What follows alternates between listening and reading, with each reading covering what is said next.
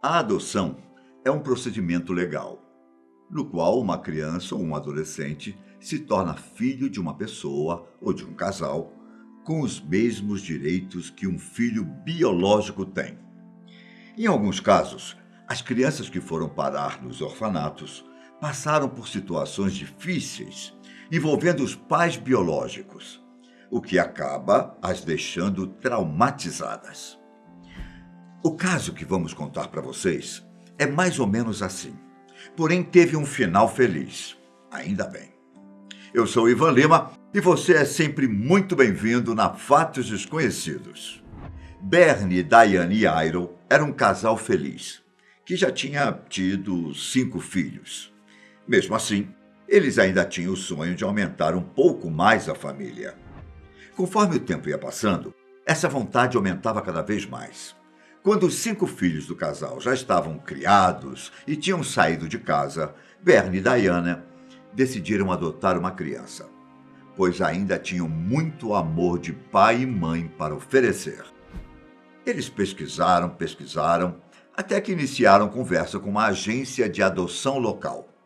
Pouco tempo depois, surgiu um evento de adoção, onde pais podiam encontrar crianças com potencial para serem adotadas. Existiam dezenas de crianças no tal evento. Porém, ao olhar para uma foto em preto e branco de uma criança, Diane não conseguia mais tirar o olho dela. Encantada com a garota, Diane então decidiu que era ela quem eles iriam adotar. Quando o casal perguntou sobre a garota, a agência de adoção reagiu de uma forma muito estranha. Eles disseram que a família não ia querer adotar a criança, que havia algo de errado com a garota e que ela não era a criança adequada para eles. Horrorizada com a resposta da agência, Bernie e Diana resolveram investigar a vida da garota. E aqui, caros amigos, começamos uma terrível história de negligência e sofrimento. O nome da garotinha é Danielle e sua história veio à tona pela primeira vez em 2005. Um dia, uma pessoa avistou rapidamente o olhar de uma criança em uma janela, ao lado de sua casa. Achando aquilo muito estranho, essa pessoa resolveu chamar a polícia. As autoridades, então, foram bater nos fundos de uma casa degradada em Plant City, na Flórida, em um lugar para lá de bizarro. Os policiais encontraram uma criança de apenas 7 anos, pesando cerca de 20 quilos, praticamente esquelética, que usava um colchão velho e mofado para dormir. A criança estava quase completamente nua, mas usava uma fralda que parecia não ser trocada há um bom tempo. A falta de roupas e a falta de higiene da garota mostravam que ela era negligenciada, assim como as costelas e os ossos do pescoço à mostra. A polícia concluiu que a garotinha estava gravemente desnutrida, repleta de picadas de insetos e com infecções. No começo, suspeitaram que ela nunca tivesse chegado a receber cuidados médicos e que precisava urgentemente ser levada para um hospital. Apesar da mãe não permitir que os policiais levassem a garota, eles a levaram contra a sua vontade. Segundo os detetives da cidade, o local onde ela morava era assustador e mostrava que ela sofria abuso infantil e negligência. Quando um dos policiais entrou no quarto em que ela vivia, ele saiu de lá correndo para vomitar, porque o cheiro que saía do lugar era insuportável. O quarto estava completamente sujo, com baratas por todos os lados. Além disso, havia urina, fezes e outros excrementos por todo lugar. Parecia que tudo estava podre. Ao lado do colchão da garotinha, também havia fraldas cobertas de fezes e urina. Para piorar, havia larvas até nas poucas roupas e brinquedos que a criança tinha. Era uma verdadeira cena de terror, algo que qualquer pessoa ficaria com o coração cortado ao ver, em especial por se tratar de uma criança naquela situação. A menina, então, recebeu todos os devidos tratamentos. Quando Danielle recuperou parte de sua saúde, alguns médicos resolveram fazer testes para saber quais eram as condições físicas e mentais dela. Até porque as condições em que vivia, parecendo um animal selvagem, poderiam ser motivo para que ela tivesse desenvolvido algumas deficiências. Depois de analisar todos os testes, os médicos concluíram que ela não podia se comunicar adequadamente e não tinha habilidades sociais. Ela não demonstrava emoções e não tinha reação a estímulos externos. Eles até pensaram que ela pudesse ter problemas como autismo ou mesmo paralisia cerebral. Mas logo essas hipóteses foram descartadas. Ela também não fazia contato visual e não conseguia comer alimentos sólidos. Além disso, falar ou andar corretamente eram algumas das coisas normais que ela não conseguia fazer. Depois de muita conversa, os profissionais que estavam cuidando da garotinha concluíram que ela não tinha desenvolvido as mesmas habilidades que as crianças criadas em ambientes completamente saudáveis.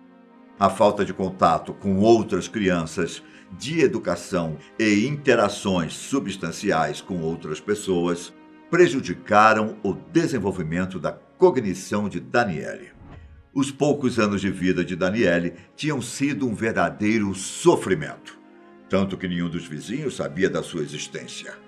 Ela morava com a mãe e 2 irmãos, e quando o vizinho avistou ela pela janela, foi quando deram notícia de que morava mais uma criança na casa.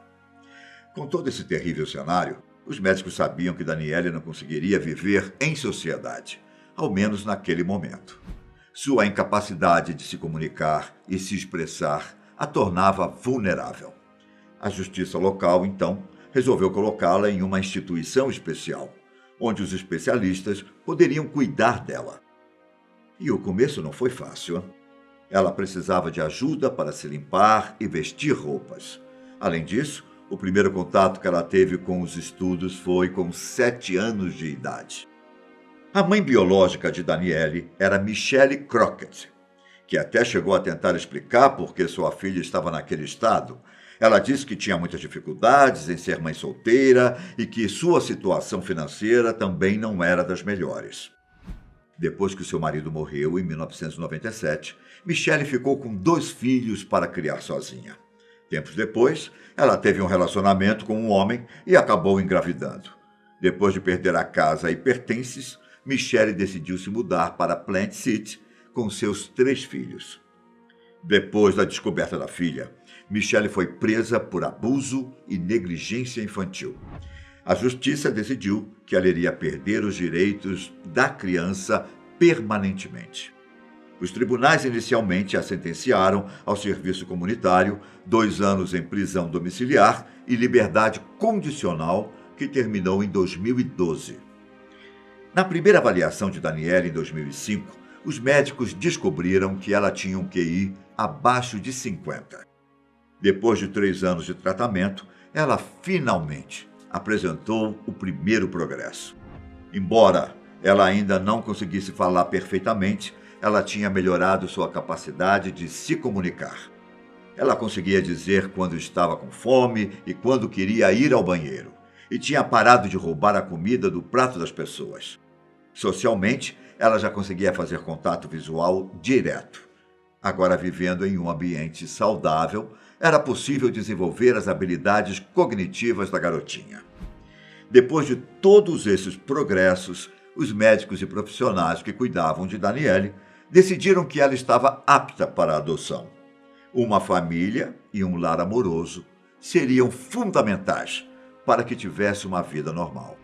E é aqui que Bernie e Diane entraram na história. Depois que o casal descobriu qual era a verdadeira história de Daniele, eles ficaram com o coração partido. Diane disse que chorou quando leu como ela tinha sido mantida e as condições em que ela se encontrava. E diferente do que a agência de adoção tinha afirmado sobre a garota, Bernie e Diane disseram que desejavam dar amor e carinho para Daniele. Bernie e Diana adotaram Daniele quando ela tinha 8 anos de idade. Eles deram a ela um novo nome, Danny, com o objetivo de apagar um pouco do seu passado. A família viveu feliz por muitos e muitos anos, e conforme o tempo passava, o progresso de Danny era cada vez maior. Só que, depois de algum tempo, vivendo com seus pais adotivos, Dane acabou indo viver em uma instituição psiquiátrica. Mas dessa vez não tinha nada a ver com negligência. Bernie e Diane cuidaram muito bem da filha adotiva, mas as constantes necessidades de cuidar da filha e a busca para conseguir um trabalho flexível desgastou o relacionamento dos dois. E eles acabaram se divorciando. Além disso, à medida com que iam envelhecendo, ficava cada vez mais difícil cuidar da garota. Com 19 anos, Dane se mudou para uma casa onde vivem pessoas com condições parecidas com as dela. Lá, ela recebeu os cuidados necessários para continuar fazendo progressos. E até hoje, ela é muito grata por todo o amor e carinho que seus pais adotivos lhe deram. Espero que tenham gostado da história. Até a próxima. Tchau.